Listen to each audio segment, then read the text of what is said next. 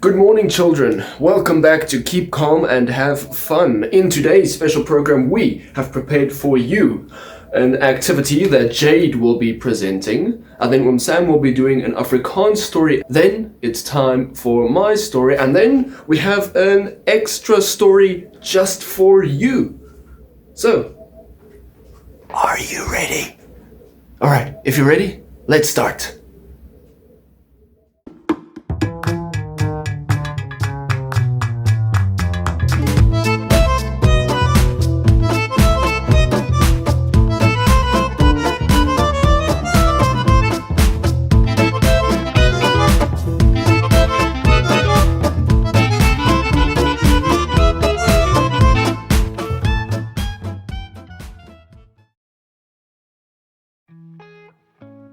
So what everyone, it is time for our activity again.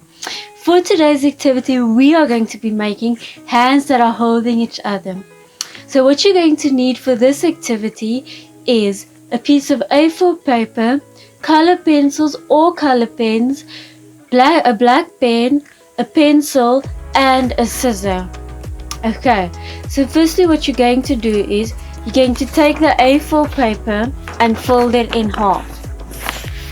Once you are done doing this, we're going to trace our hands on the piece of paper.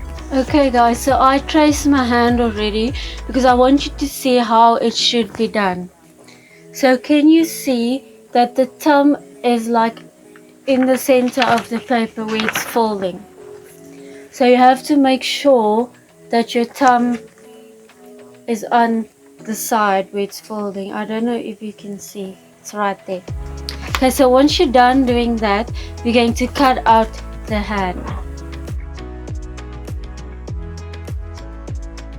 Okay, so I'm busy cutting the last part of the hand. Okay, so when you're done cutting it, it's supposed to look like this. So you can see that the two hands are holding each other.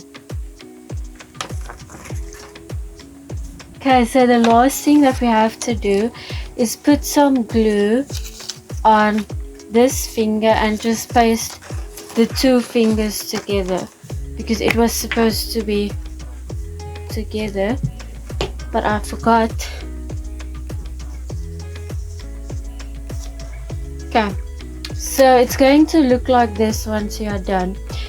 When the hands are done holding each other, then we're going to personalize our hands.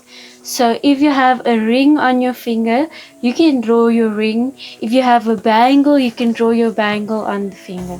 So I'm going to draw my ring.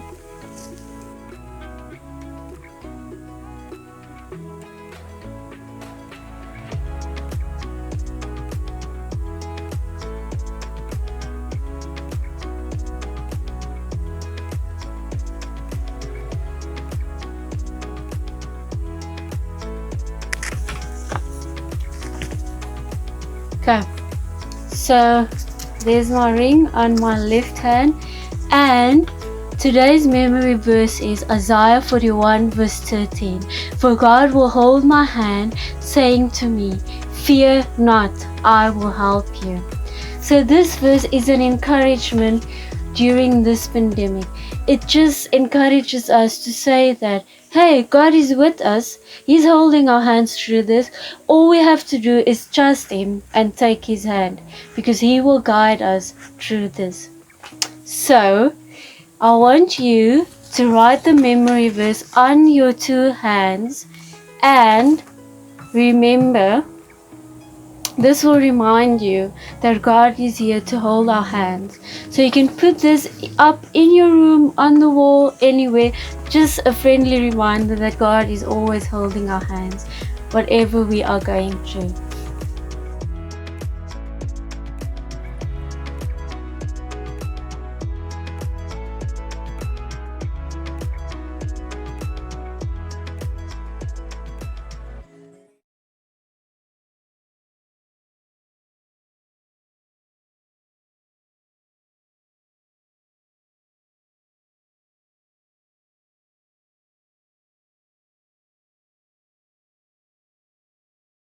Baie welkom vanmôre by Agapé TV se nuwe kombuisstories en elke Sondag gaan ons vir julle 'n spesiale kombuisstorie uitsaai.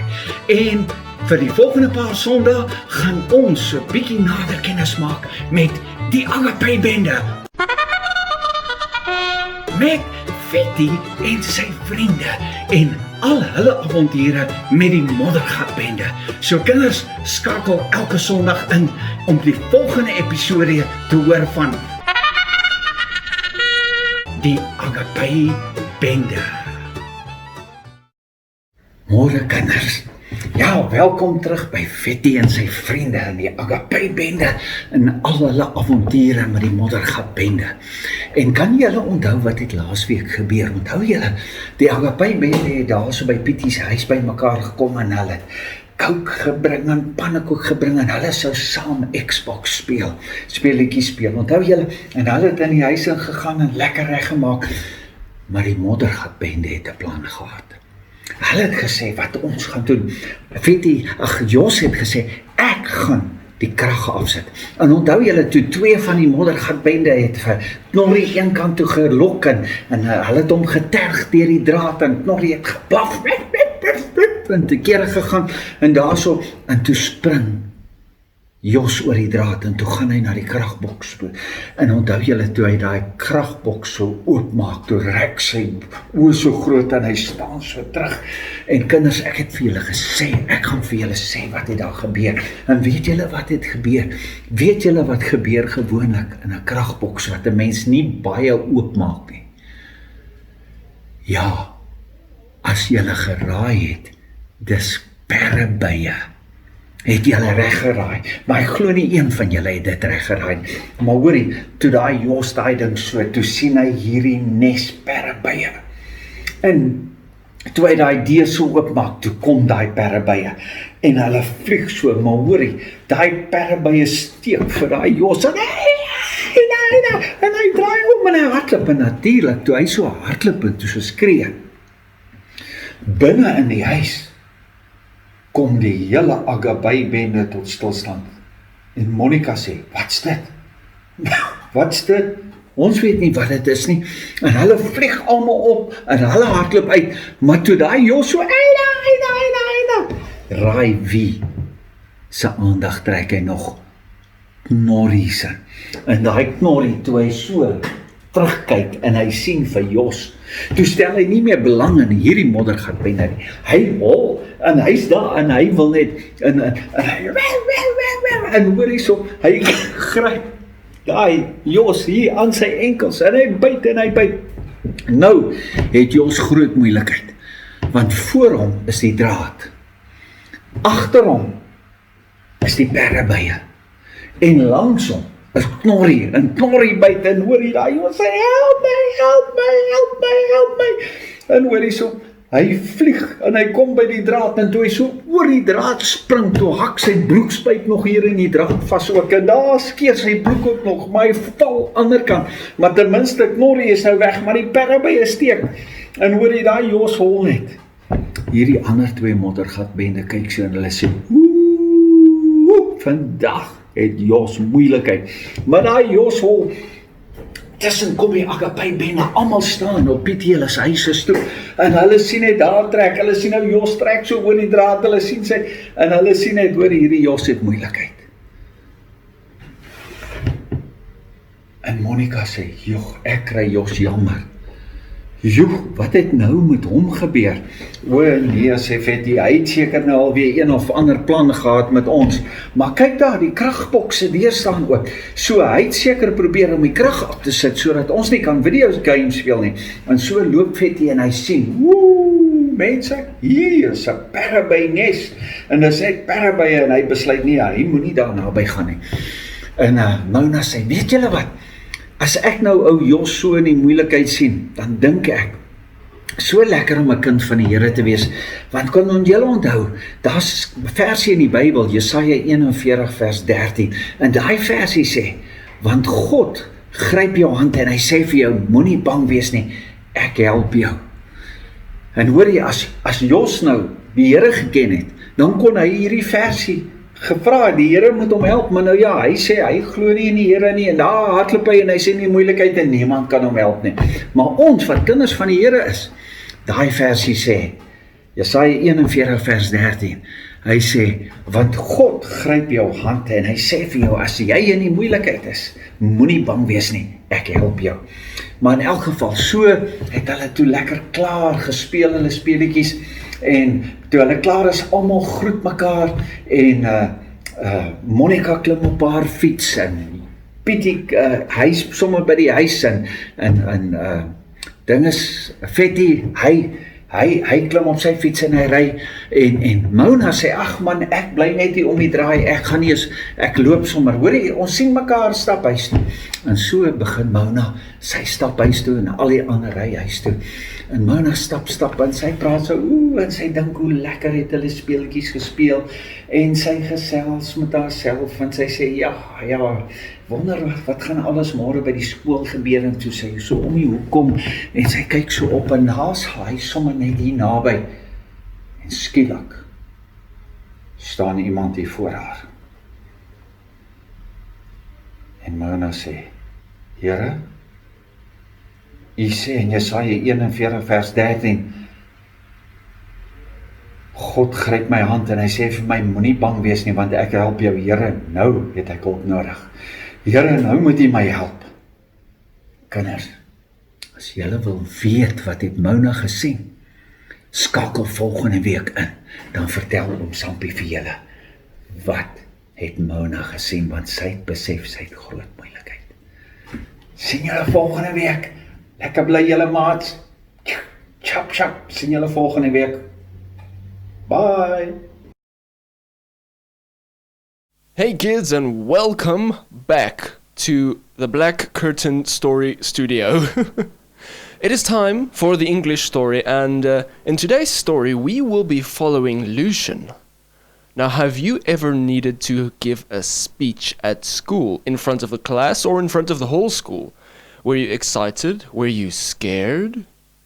Well, that is what happened to Lucian. You see, Lucian was a boy in grade 6, and it came to that part of the year where all the kids had to give speeches.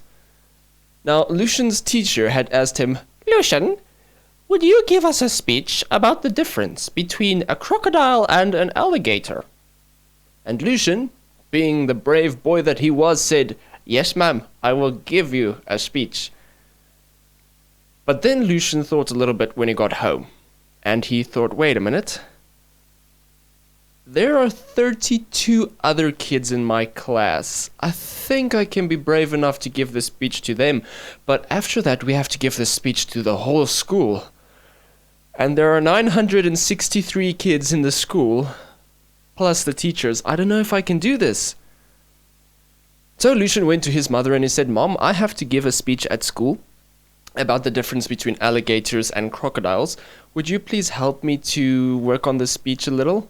And his mom said, of course I'll help you. I love crocodiles. My handbag is made out of a crocodile. And so they sat in front of the computer that day and the next day, and they prepared Lucian's speech. That Friday morning at the school, Lucian gave his speech to the class. When he was finished, all the kids looked very impressed, and the teacher told him, Lucian, that was a very good speech. Would you be willing to give that speech to the whole school on Monday morning? And Lucian smiled and said, Yes, ma'am, I think I can. And on Sunday evening, Lucian was lying awake in bed. He couldn't sleep, because he was a little bit scared. What's this bright light coming here from? There we go, I think I fixed the bright light. Alright, so, on Sunday evening, Lucian was lying in bed and he couldn't sleep because he was worrying about the speech the next morning. I mean, could you imagine giving a speech about crocodiles and alligators in front of the whole school, even the teachers and the principal? So Lucian got up out of bed and he went to his mother and he said, Mom, I can't sleep. I'm too scared about tomorrow. And his mother said, I know the feeling. I've been there before. But let me give you a secret that Christians use when they are scared. She asked Lucian to go and fetch his Bible. So he ran to his room, opened his cupboard door, grabbed the Bible, and ran back to his mother. They both sat on their parents' bed, and his mother asked him to turn to Isaiah 41, verse 13. He opened up the Bible there, and so he read the verse. And you know what it said?